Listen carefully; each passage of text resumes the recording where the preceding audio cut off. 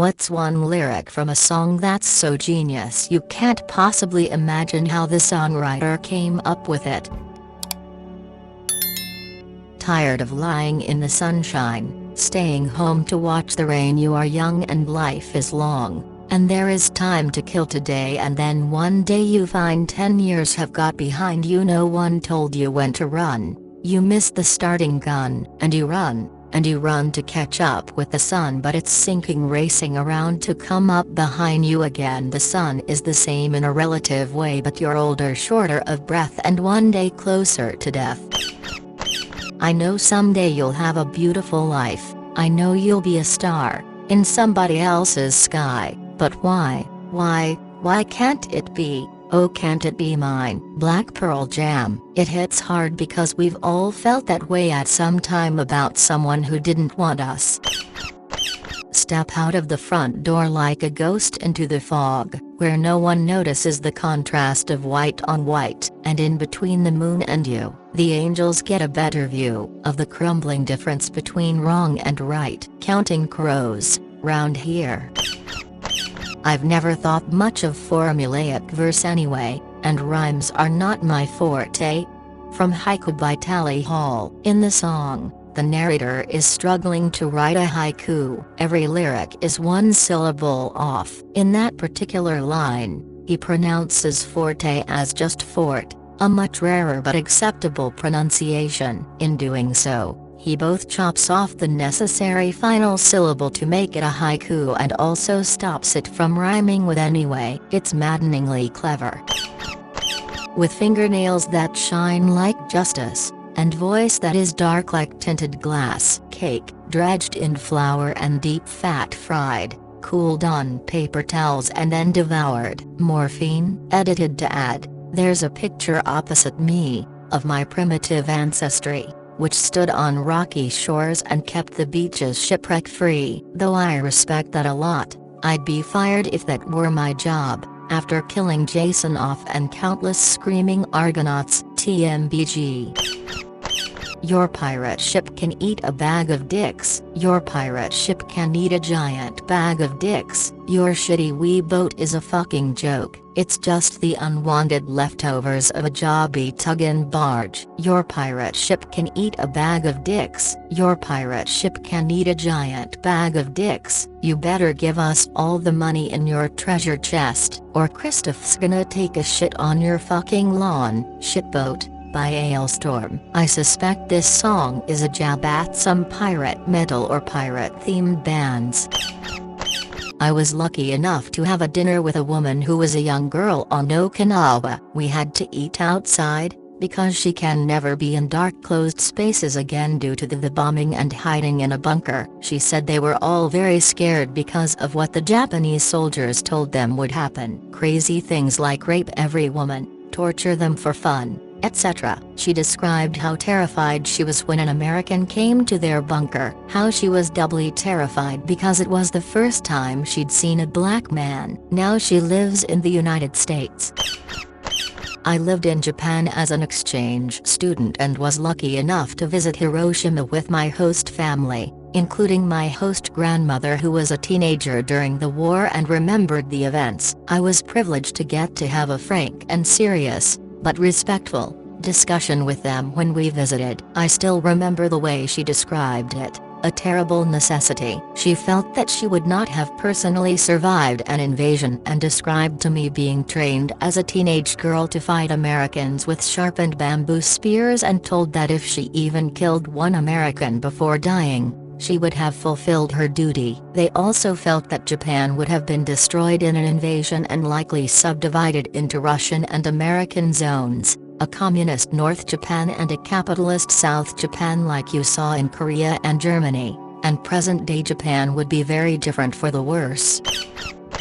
Bad hygiene, right? People do not understand how much basic hygiene can make a difference. I've been told by incels on this site that brushing your teeth, wearing clean clothes that fit, and having good posture is meme-level advice and none of that shit matters. Well, let me tell you that the folks that actually get in my pants don't think that's meme-level advice. Basics, like clothes that fit and non-stinky breath, can go so far in making anybody way more attractive and approachable. This guy that I play basketball with happened to run into me and my family at the mall. He asked what I do for a living, so I told him I'm an attorney. All of a sudden, he starts telling me how he works for AT&T and does all this shit across 4 counties and has over 500 working under him. I was confused at first why he was telling me all that stuff. I think it was because he felt challenged or something by me saying I was an attorney. My self-worth has nothing to do with my job, so I was really lost. Hell, I only told him what I do because he asked. I kinda felt bad for him because he must have some sort of complex about it. It makes me wonder how he behaves around someone whom he perceives to be below him in stature. My wife has commented how it's apparently my life's mission to be nice, make friends, or get a smile from every grocery checker, bagger, waiter, bartender we come across. It's always 100% apparent when such a person prefers to be in their own world and get their job done, but man, 90% of the time, you can tell it makes them happy to be recognized as someone with a personality versus a machine. There's a checkout lady at our local TJ's. My wife usually just starts bagging, and I said damn, the baggers here are hot. And she still laughs about that every time we're in her lane. Last time we saw her she said it's my favorite customers. That really makes my day. When you're a regular anywhere and the staff remembers you in a good way, it's not hard to try to make the world a slightly nicer place. Lots of people are conditioned to be sensitive to either interrupting or being interrupted. On the other hand, people love to monologue like motherfuckers. I hate it. Hate it. People call meetings and then monologue through a 40-minute meeting all their own if left to their devices. You want to waste 40 minutes of my day talking to yourself? I'm damn well gonna cut you off at some point. Honestly. You find yourself getting interrupted all the time? Take a real critical look at how you conduct yourself in group conversations. Are you watching people's body language, keeping track of how long you've been talking, creating places for other people to naturally break in and contribute? If not, you're just wasting people's time to create captive audiences for yourself, and that's super rude.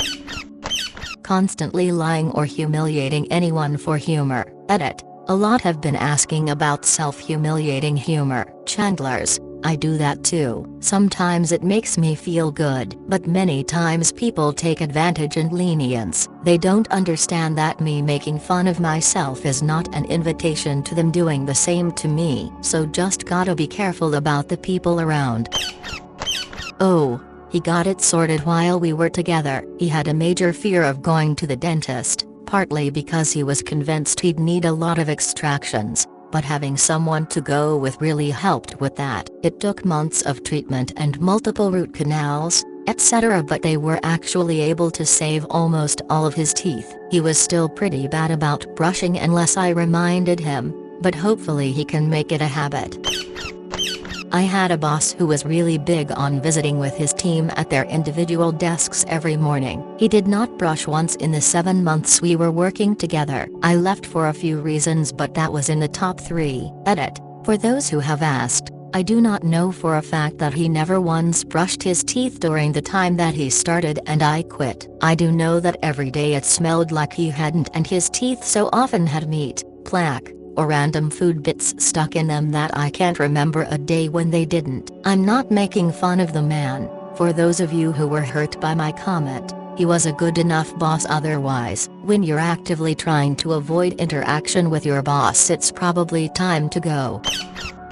I think it's either a fundamental lack of shame, or people that have a thing for being shamed. I've seen multiple posts on FB and other social media sites where girls posted a screenshot of the dick pic and roasted the sender, and had a bunch of people in the comments roasting them too. If someone has a thing for being humiliated, I imagine that's about the best reaction they could get. Haven't seen those posts in a few years though, so I guess that was just a bit of a fad.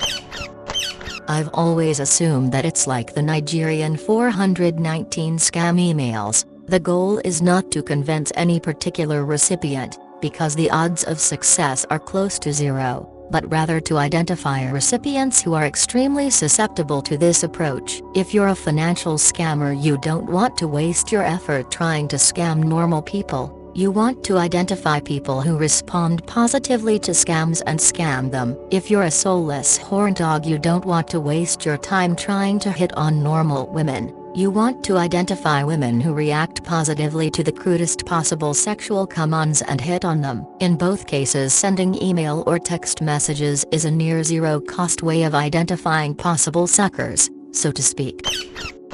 I remember a date I had with a guy almost 25 years ago. I remember it because we went out to eat at a local pizza restaurant. In the time it took me to eat half a slice, he had vacuumed up the rest of the pie, which included loud, open-mouth chewing and belching. Chunks of food landed on his shirt. There were snuffling sounds as he shoved food down his maw. I don't remember anything else about that night but his disgusting method of eating. Total deal killer.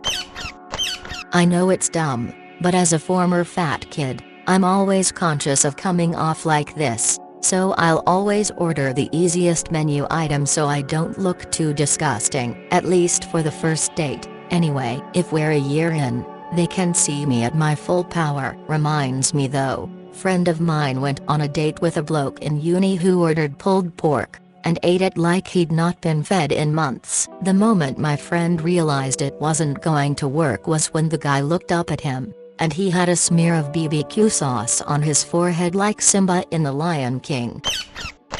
So is my wife. The brewery she works at named a beer after her, before I was with her, called the MILF. Kind of funny when you're dating someone initially, but not very cool when it's your wife. Regardless, I just ignore most of the D-bags in the bar if I'm ever in there. It's not worth it to get worked up anymore. I bartended through my years at Purdue University and later in life at a craft beer, cocktail bar. I'm no stranger to the scene.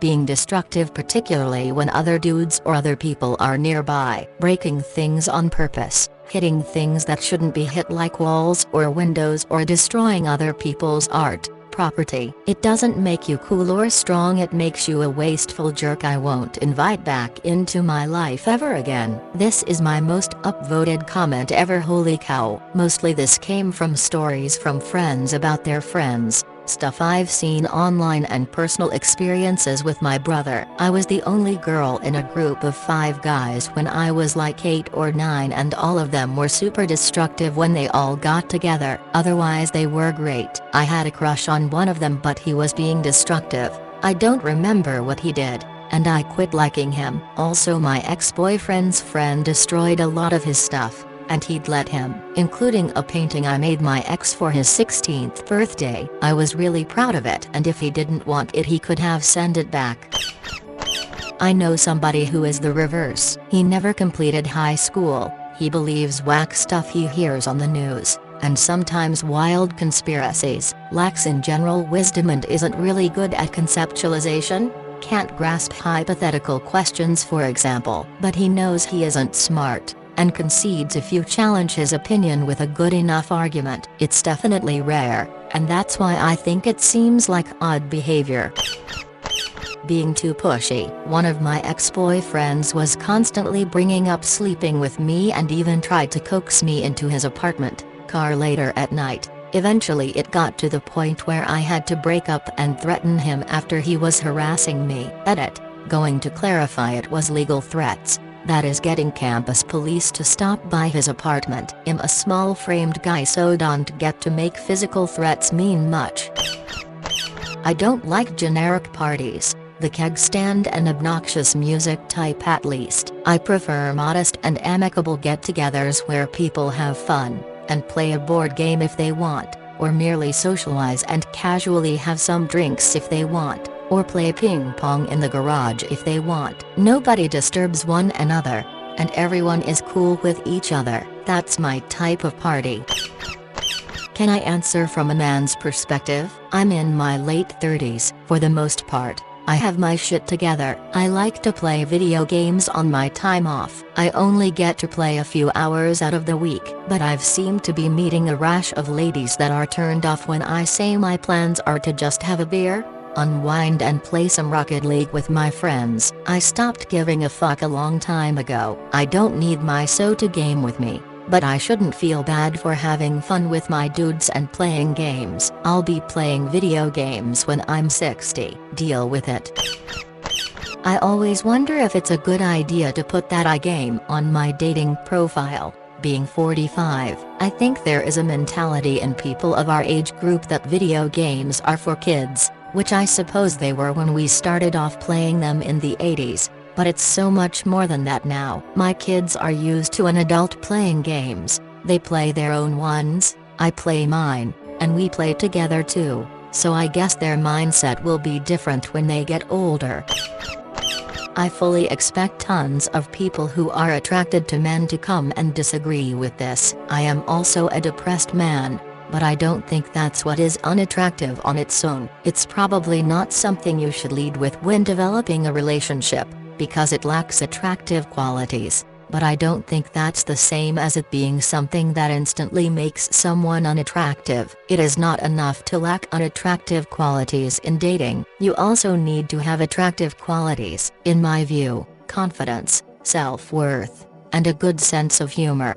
Apart from the things like physical attractiveness that we can only adjust with hygiene, dress, and grooming, seem to be some of the most impactful ones. While having depression can move someone to have less of confidence, self-worth, and a sense of humor, I don't think it necessitates their absence. Officially, depression affects 18.1% of the US adult population. I expect the number is much higher than that. Burying it is not the solution, in my opinion. If a person ghosts you because you have depression, then congratulations on dodging a bullet. There are people who will care about you in your depression. Just make sure your depression doesn't define you. I know that's not the easiest advice to follow. I'm not great at it myself, but there's no room for me to complain if all I'm offering in relationship is my life's problems. Note, to clarify, I'm literally talking about me here. I don't know your situation, so I'm going off my own life and where I've seen success and failure. An important part of a relationship is to equally respect each other. When there is a considerable difference in intellectual levels, then it's very hard to have that. Not being smart enough is not a problem. Being too smart is not the problem either. You just need to find a person that can respect you for who you are and that you can respect back. You lose the respect, you start to develop negative emotions like contempt or disgust. At that point the relationship is dead.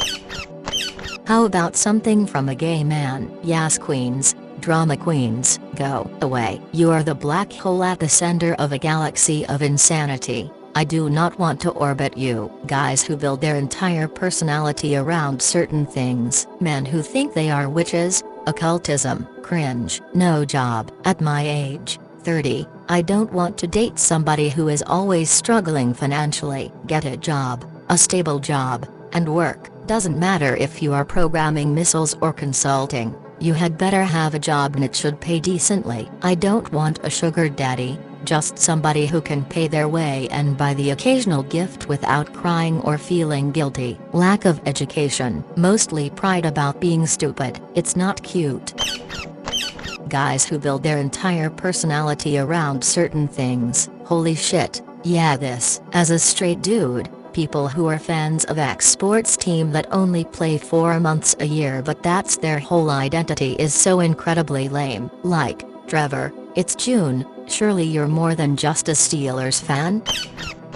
At my age, 30, I don't want to date somebody who is always struggling financially. Get a job, a stable job, and work. To be fair, that isn't always a result of employment status. I, for example, have never been unemployed longer than a few weeks since I started working, at age 14, am now late 30s, and as for stability have been at the same job for close to a decade now. But a custody battle will do a hell of a lot of financial damage, same goes for medical bills insurance won't cover, etc. I read a quote somewhere that said something like girls are drawn to witches because they're one of the few powerful female cultural figures whose power isn't derived from their relationship to a man, or something like that. Girls have been into witchy stuff for ages. Ouija boards, light as feather, stiff as a board, Bloody Mary, etc. are classic girls' sleepover games for a reason. And the popularity of witchy stuff tends to cycle through popularity amongst older girls and women but never really goes away. This article is a fascinating read about the long historical precedent for this and various ways it's manifested. Not sure why COVID would have led to a resurgence in popularity, though. Maybe because a lot of people felt disempowered from the experience, not knowing when, if ever, things would get back to normal.